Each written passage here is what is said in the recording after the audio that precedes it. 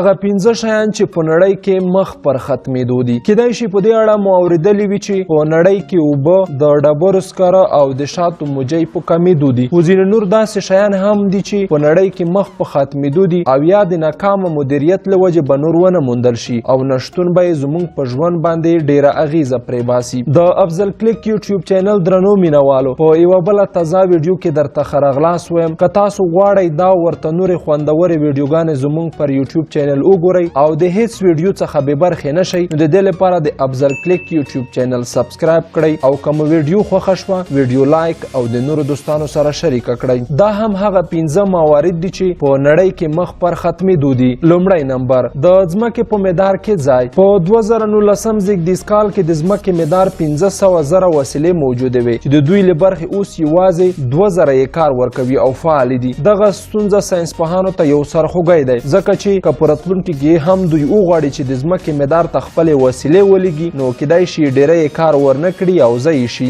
دوهم نمبر، شګه. موږ چې په کومه اندازه له شګو کار اخلو او په زیاته کچه یې استعمالوو، طبیعت په دومره اندازه کې شګه نشي جوړولی چې دا په راتلونکي په نړۍ کې د شګې د ختمېدو په معنا ده. په دې اړه د نړۍ په ګوټ ګوټ کې هڅې روانې دي، خو ښکاري چې د شګو له استعماله به ډډه کول ستونزمنه چاره وي. دریم نمبر، کیلې. په راتلونکي څو لسیزو کې به انسانان د ځینو خوراکونو په موندلو ونه توانېږي، ځکه چې ځینې حبوبات، سبزیجات او میوې مخ پر ختمېدو دي او نسلونه یې پای ته رسېدونکي دي. په نړۍ کې چې په کومه پیمانه کیلې پلورل کیږي او مصرف کیږي په هماغه اندازه نه کرل کیږي چې دا به په راتلونکي څو لسیزو کې د دې میوې کموالی پیدا کړي. څلورم نمبر، خاوره. کیدای شي په نړۍ کې خاوره ژر ختمه نه شي، خو چې په کومه اندازه موږ له خاورې نه بده استفاده کوو او ډېره او پریمانه یې مصرفوو، ښایي په راتلونکي پیړۍ یا څو لسیزو کې د خاورو کمبود حس شي او که له زیات استعمال نه یې ډډه ونه شي نو د خاورې شدید کموالی به پیدا شي. او پنځم نمبر، فسفورس. کیدای شي په لومړی نظر کې فکر وکړئ چې فسفورس زموږ په ژوند کې چندان مهم رول نه لري، خو داسې نه ده، بلکې نه یوازې دا چې فسفورس د انسان د بدن د ډي ان اے په جوړښت کې اړین رول لري،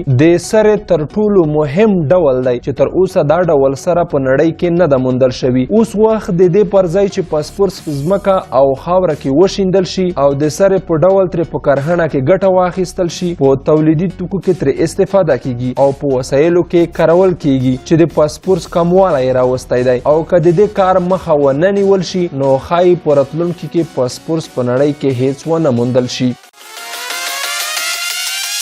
د افضل کلیک یوټیوب چینل درنو مینوالو، که غواړئ دا ورته نورې خوندورې ویډیوګانې زموږ پر یوټیوب چینل وګورئ، د دې لپاره زموږ یوټیوب چینل ملاتړ وکړئ. زموږ د چینل څخه د ملاتړ لپاره همدا کافي ده چې د ویډیو لاندې سور سبسکرایب بټن باندې کلیک وکړئ او ترڅنګ یې د زنګ نشان ووهئ. هیله ده چې دا کار د مهربانۍ له مخې وکړئ او که مو ویډیو خوښېده نو د سبسکرایب بټن ترڅنګ د لایک بټن هم ووهئ. او که زموږ د خپرونو په اړه کوم نظر لرئ نو هیله ده چې لاندې په کمنټ کې یې راته ولیکئ.